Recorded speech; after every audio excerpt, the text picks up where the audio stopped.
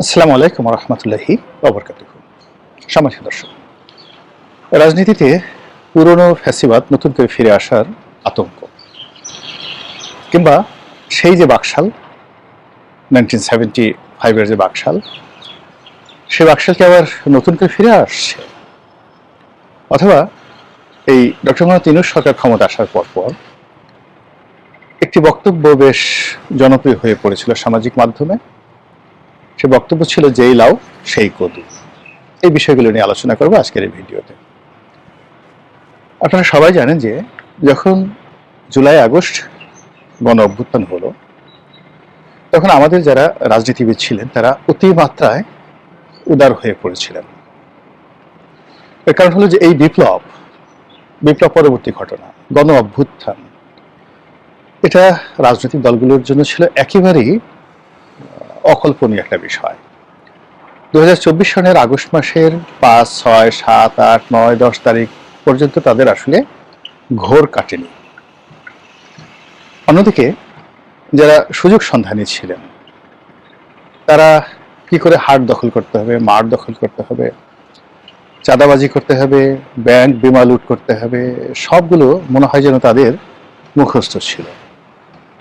যুদ্ধের ময়দানে যেভাবে গনিমতের মাল লাভ করার জন্য যুদ্ধের যারা বিজয়ী পক্ষ তারা যেভাবে ওত পেতে থাকে, অথবা যখন আমরা এই মুসলমান ধর্মে এটাকে গনিমতের মাল বলি, মানে এটাকে হালাল করা হয়েছে যুদ্ধের ময়দানে, যে যুদ্ধের ময়দানের প্রতিপক্ষের যে কোনো সম্পত্তি, সেটা স্ত্রী হোক, সন্তান হোক, সহায় সম্পত্তি, হাতি ঘোড়া, যা কিছুই হোক না কেন, সবকিছু তাদের জন্য বৈধ। কিন্তু এই ইসলাম আবির্ভাব হওয়ার আরো অনেক আগের থেকে, এমনকি যারা ইসলাম অনুসরণ করে না, বিভিন্ন ধর্মের যারা লোকজন আছে, তারাও এই যুদ্ধের ময়দানে প্রায় একই নিয়ম পালন করে। যিনি বিজয়ী হলেন তিনি মুহূর্তের মধ্যে, যিনি পরাজিত হলেন তার অন্দরমহলে ঢুকে পড়বেন, তার যদি সুন্দর স্ত্রী থাকে তাকে ভোগ করবেন, তাকে দাসী বানাবেন, তার সন্তানদেরকে মেরে ফেলবেন, পরিবারে যারা কন্যা সন্তান রয়েছেন তাদেরকে ভোগ করবেন, দখল করবেন। এটা যুদ্ধের ময়দানে একটা চিরাচরিত প্রথা। তো এটা 2024 সনে বাংলাদেশে যে এইরকম একটা পরিস্থিতি হতে পারে, এটা আমরা আসলে কেউ স্বপ্নেও কল্পনা করিনি। আমরা অনেকে বলেছিলাম যে আওয়ামী লীগের পতন হবে, পতন হওয়ার পরে 10 লাখ লোক মারা যাবে। তো আওয়ামী লীগ নিজেরা এই কথা বলেছে। আর এ কারণে কি হলো, যখন সত্যিকার একটা ঘটনাটা ঘটলো, তারা আজ পেল, অনুমান করতে পেরেছিল। তার প্রেক্ষিতে আগস্ট মাসের 5 তারিখের 3-4 দিন আগেই তাদের প্রথম সারির যে সকল নেতা ছিলেন, যাদেরকে ধরলে গণপিটুনি হতো, তাদের যে সকল একেবারে সিলেক্টেড সরকারি কর্মকর্তা ছিলেন, আমলা ছিলেন, কামলা ছিলেন, কাউকে আসলে বিপ্লবীরা বা গণ অভ্যুত্থানের যারা নায়ক তারা ধরতে পারেননি। এরা সবাই নিরাপদে নির্বিবাদে পালিয়ে গেছেন। অনেকে সেনাবাহিনীর হেফাজতে ছিলেন, তারা সসম্মানে বা বাইজ্জত গ্রেপ্তার বরণ করেছেন, তাদেরকে নিয়ে নানা রকম নাটক সাজানো হয়েছে। এরপর তাদেরকে জেলে পাঠানো হয়েছে। এখন তারা জেলের ঘানি টানছেন, হয়তো ভালো আছেন, হয়তো মন্দ আছেন, তারাই ভালো বলতে পারবেন। কিন্তু যে অবস্থা তৈরি হয়েছে সেটা হলো, সাধারণ যারা আওয়ামী লীগের কর্মী, সমর্থক বা আমজনতা, তাদের জীবন ঝালাপালা হয়ে গেছে। বাড়িঘর লুটপাট, সহায় সম্পত্তি লুটপাট, বাড়ির একেবারে প্রান্তিক যারা জনগোষ্ঠী, তাদের হয়তো বাড়িতে 10টি ছাগল ছিল, 5টি গরু ছিল, পুকুর ভরা মাছ ছিল, কোনো কিছুই রক্ষা পায়নি। এমনকি কারোর ফ্রিজে যদি গরুর মাংস থাকতো বা ছিল, মাছ ছিল, রান্না করা খাবার ছিল, সেটাও মাশাআল্লাহ সুন্দর করে লুটপাট হয়ে গেছে। তো বিজয়ের যে আনন্দ, সেই আনন্দে আমরা এই জিনিসগুলো অনুধাবন করতে পারিনি। আর পরবর্তীতে যখন আমরা এই জিনিসটি বুঝতে পেরেছি, আমাদের একটা চিরাচরিত বক্তব্য ছিল যে এরকমই হয়, বা এরকমই তো হওয়ার কথা ছিল, বা ক্ষয়ক্ষতি তো আরো বেশি হতে পারতো, এরকম নানা রকম বক্তব্য অনেকে দিয়েছেন।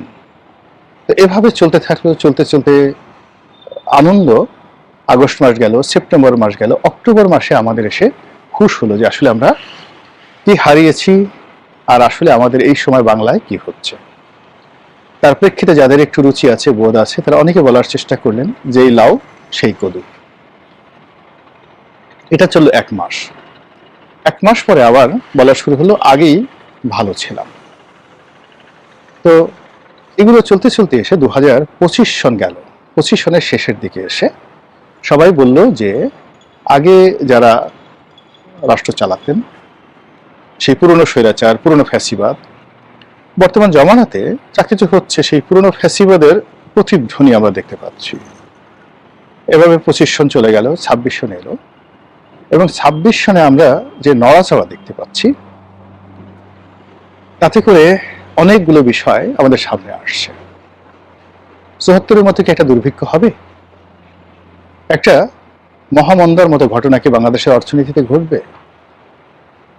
একটি সামাজিক অশান্তি, অস্থিরতা, কিংবা যেটিকে বলা হয় সিভিল ওয়ার, জনযুদ্ধ, সেটি কি বাংলাদেশে হবে? আগামীতে যারা ক্ষমতা আসবেন তারা কি আসলে এই এতগুলো সমস্যা, অর্থনৈতিক, সামাজিক, রাজনৈতিক, এই সমস্যাগুলো মোকাবেলা করে সত্যিকার অর্থে জাতিকে কিছু দিতে পারবেন কিনা, এই বিষয়গুলো নিয়ে আলাপ আলোচনা হচ্ছে। যখন 2024 সনের আগস্ট মাসে এলো তখন রাজনৈতিক দলগুলো অতিমাত্রায় উদার হয়ে গেল।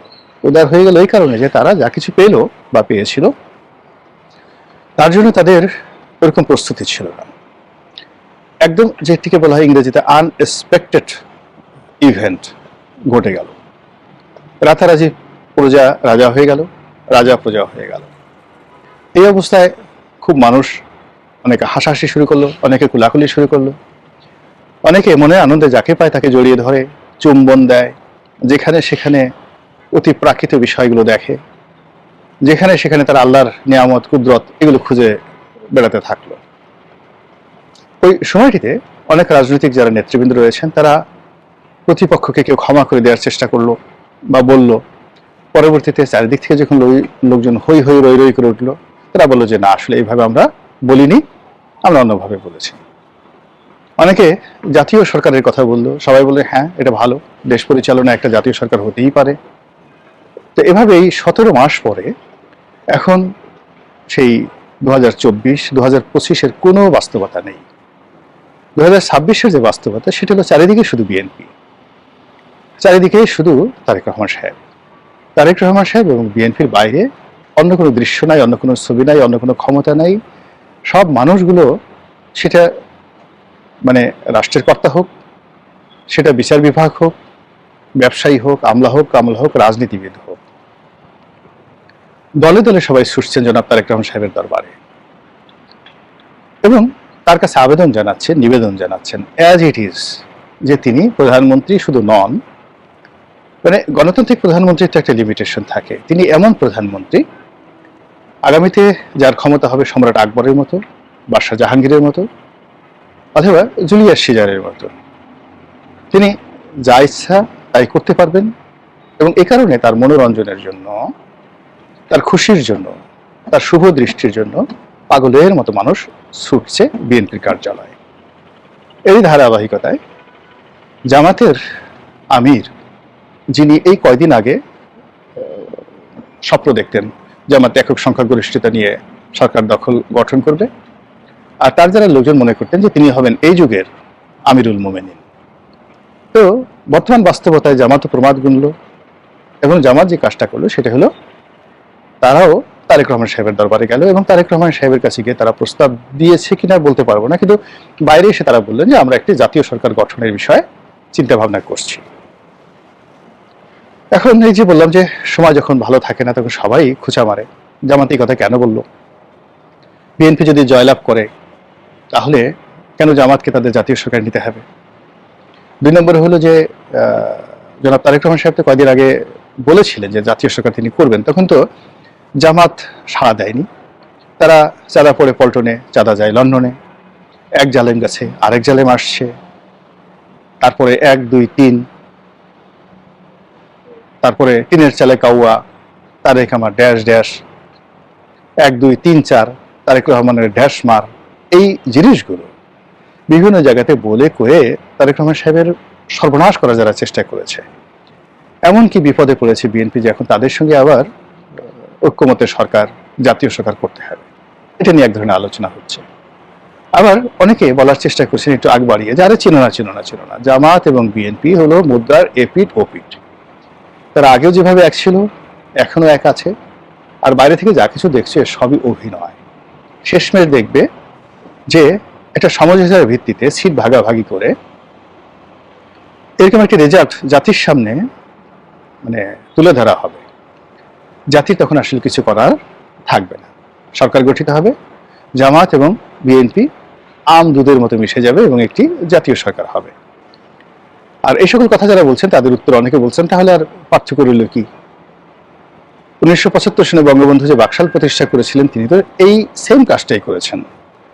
তো 1975 সনে এই কাজ করার জন্য যদি এই ভদ্রলোকের জীবন দিতে হয়, সপরিবারে তাকে মানে পৃথিবী থেকে বিদায় জানানো হয়, নির্মম এবং নৃশংস হত্যাকাণ্ডের মাধ্যমে তাকে একেবারে চিরতরে স্তব্ধ করে দেওয়ার জন্য যদি সামরিক, বেসামরিক, রাজনীতি, ব্যুরোক্রেসি সবাই মিলে একটা চক্রান্ত করতে পারে, তাহলে 2026 সনে আমরা এসে একই কাজ করছি, এটা কি ঠিক হচ্ছে?